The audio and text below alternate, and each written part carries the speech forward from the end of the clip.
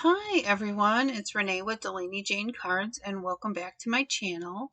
Today I thought I'd do a quick unboxing of the most recent Pink and Main kit and then do a quick 5 cards, 1 kit with it.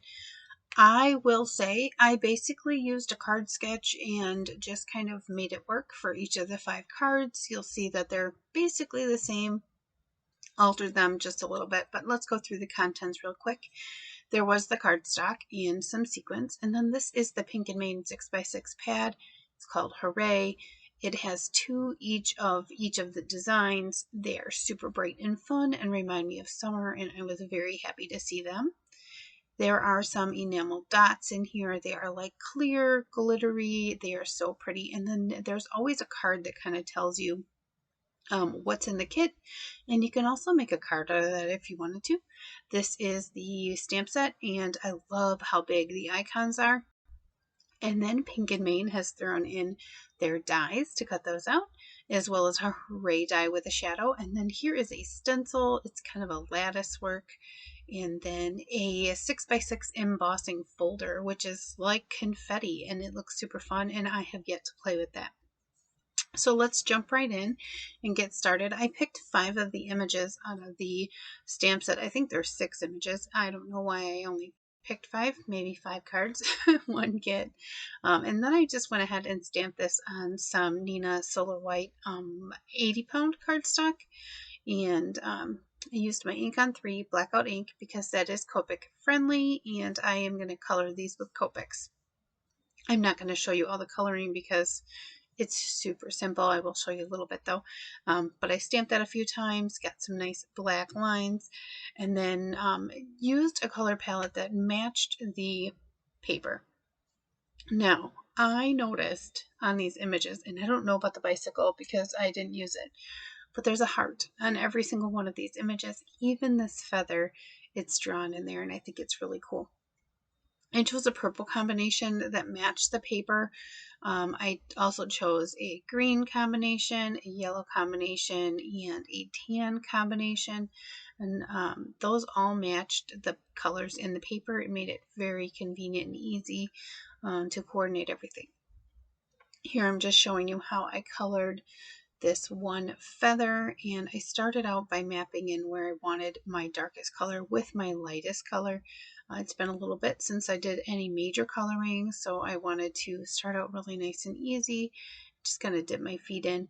And I will say that I did not get enough depth or dimension when I colored it the first time, so I did have to bring in an additional marker to get that deeper color. But here I'm just showing how I am layering that and feathering it out on this feather so that I can, bring the color toward the outside edges, but keep that darker color in the middle. And bringing in the lighter colors, which is kind of a pinky purple. The colors in this kit are super bright and fun. In the purple, there's like 2 color purples. One is much more bold than the other. It's basically just a more intense version of the same color. So this is kind of the lighter version of it. And when I got to this part, I realized that I absolutely needed more depth and dimension. So I did go in with this V17 here and added a little bit of darker color toward that center spine of the feather. And it did what I needed it to do, and added that depth and dimension. It kind of looks like there's a little bit of a indent there in the center where it hits the spine of the feather. And these are not drawn very realistically, so they're very cartoon-like and icon-ish. So it doesn't have to be super like realistic, but I wanted more dimension. Now this is the only image I'm going to show you how I colored it. Everything is super simple, but this one had the most in-depth, and that wasn't very in-depth. So here they are, very quickly colored, and then I'm going to use my Scotch removable tape to hold down my dies. And these Pink and Main dies are so awesome. They're bright pink, and they're very hard to lose on my desk, and I really appreciate that Michelle did that when she created her line of dies and stamps. Now I had gone through the paper pack and found some coordinating papers, and mind you, everything coordinates in here. And then I took a couple of the sheets of solid cardstock that come in the kit, and I cut them up into 4 1/4 by 5 1/2 pieces. The pattern paper is cut just slightly smaller. And then the strip that you see is actually like the rest of the 6x6 pad or 6x6 paper. And I just turned them over so that I could get an additional pattern. And then the small strips you see on the side of the screen are also the cut off from the actual panel of cardstock or pattern paper. So here I'm just kind of coordinating everything, seeing what I would like with what. I want to pair up a larger strip, a smaller strip, and a back panel with each of the icons as well as the cardstock for the back of the card. So I'm just taking a little bit of time here to match patterns where I'd like patterns, making sure I have colors, you know, that look nicest together. I didn't want to end up with anything that was like exactly the same. Didn't want to have like 2 purple dots with purple dots. Now I took each of those stacks that I created and I started putting each card together. I did this very much assembly line. I added the larger strip to the pattern paper panel. I did this because I wanted to be able to trim off the edges of the larger strip. And if I had stuck it down to the colored cardstock first, I wouldn't have been able to do that.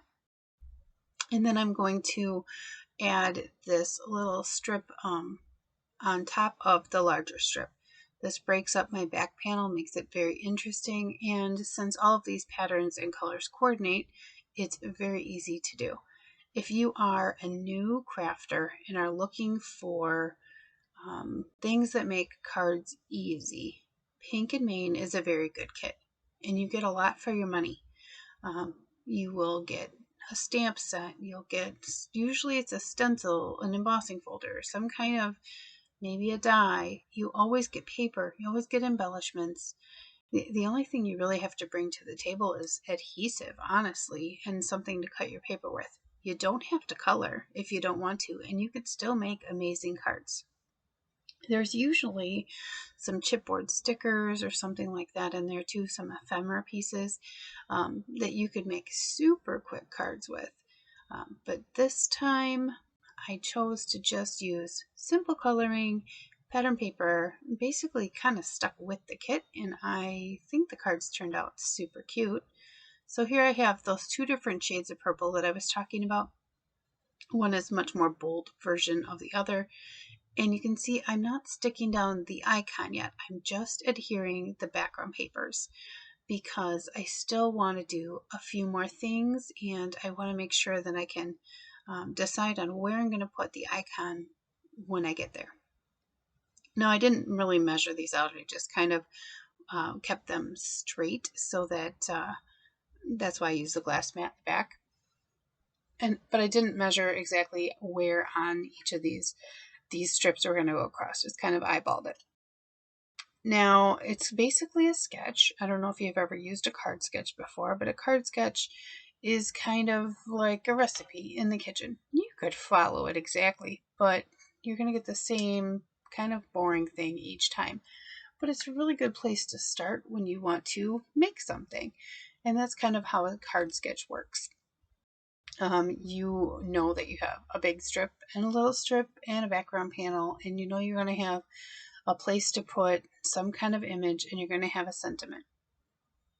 That's kind of what we're doing here. I didn't have an actual sketch. I just came up with this design, but I'm sure there is a sketch like this somewhere.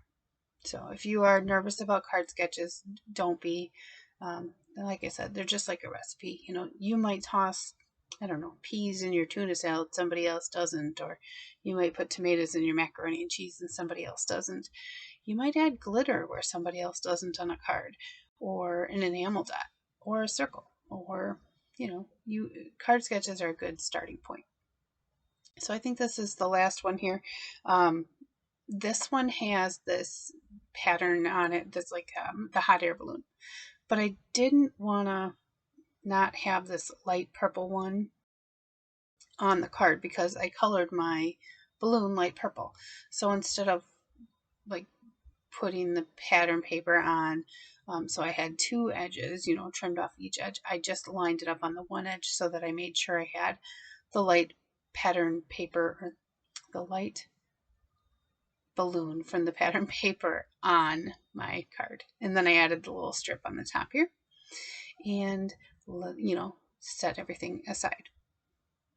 Well, everything was sitting there. I decided I might as well take the opportunity to stamp out all of my sentiments. So I picked out a sentiment for each of my cards, and I'm going to stamp those on a piece of Nina Solar White cardstock. I just lined them up so that they would be straight in my mini Misty, and I'm going to use some black ink and stamp them, you know, a few times to make sure that they're nice and crisp and clear. And this is my VersaFine Onyx Black ink. I know that they have a new version of this out. I think they're called Clear, and it's probably Nocturne ink, and I've heard that it's very similar. So I don't feel the need to upgrade. I just trim those out on my little paper trimmer, my tonic paper trimmer, into little strips because I knew that I wanted little strips for my sentiment. And I'm going to take each card one at a time, and I'm going to decide how I want to put the icon on and how I want to add my sentiment. This sentiment, I decided to add a little tiny fishtail banner to the end. You just cut in from the center a little bit, and then you cut up from each of the corners to meet that center. And mine isn't perfect, but it's close enough. So I decided that this is where I wanted my sentiment. So I'm going to go ahead and adhere that with my ATG gun. I apparently didn't know what I was doing, and there was no glue on there. So I tried again. Adhered that down, and then I'm going to adhere down the actual panel to the blue cardstock here. See how pretty that is? And it's all coordinating paper. Michelle does an amazing job. Also, while I was making these sentiments, I did add foam tape to the back of each of the icons so that I can just pop them on each of the panels. So I went through and matched up each of the icons with their coordinating sentiment, and I picked a different one for each icon, which was super neat. This one I also did a fishtail banner at the end, and this one's very similar to the other one in the way that it is laid out. Always sentiment, then adhere the panel, then adhere the icon. Like I said, because that icon has foam tape on the back, if I would have put that on first, I might have had a hard time adhering it down nice and flat. Would have had to turn it over onto that colored image to add my adhesive, and that might not work out the way I wanted to. For the cake one here, I decided to run my sentiment all the way across the bottom of the larger strip of colored cardstock there. Didn't bring it all the way to the bottom. I just added another bit of interest by bringing up just slightly on that blue polka dot there, adding another visual strip of paper. And then I am going to adhere the cake that I colored, this little cake icon, right on top of the word eat. Here for the gift, I also ran the sentiment strip all the way across, and I will put the gift on there. I also kept it up from the bottom of that purple strip of cardstock a little bit too, a little bit higher than the other one, and then adhered the box here, and finally the hot air balloon. And I brought this strip all the way across, but I went underneath all of the strips of paper. This one's kind of neat because the pattern paper that I used is strips. So it's like got a dark purple and then a white and then like a blue and then the white strip with all of the balloons in it. And it's got neat textures, and I think this one kind of turned out to be my favorite. I don't know. I also added a small fishtail banner to the top corner of that one. I just thought that it needed something else in the space since the balloon was kind of floating up above the stripes that are in the center. So these are all of the cards. So far I have adhered all of the pattern paper. I have colored the icons, popped them up, added a sentiment in various different ways, and now I'm going to add these enamel dots. And these came in the kit, and they're a really wonderful way to finish off a card. You don't have to add any adhesive. Mine were actually so stuck to the thing I needed to use my poker tool here to peel them up. They just did not want to come up off the plastic, and that means they have great adhesive. So I just added 3 to each of these icons here, each of the cards, just to finish them off. I used different colors for each one, tried to coordinate them. I also colored this ice cream green, and then I was like, is there green ice cream? But there is. There's pistachio, right? And maybe it's sherbet. I don't know. And there's lime sherbet. So do you say sherbet or do you say sorbet? What do you say? um, so I just added like the green ones here to the ice cream. I added the yellow ones here to the cake. And I did the yellow because there's yellow in that background paper, quite a bit of it in the arching paper. And then I also added yellow to the centers of those flowers when I colored. So I thought that that would be fun. And then for the gift, I chose the aqua to kind of match the main color in the background. You got the aqua paper colored cardstock. You got a lot of aqua in that plaid.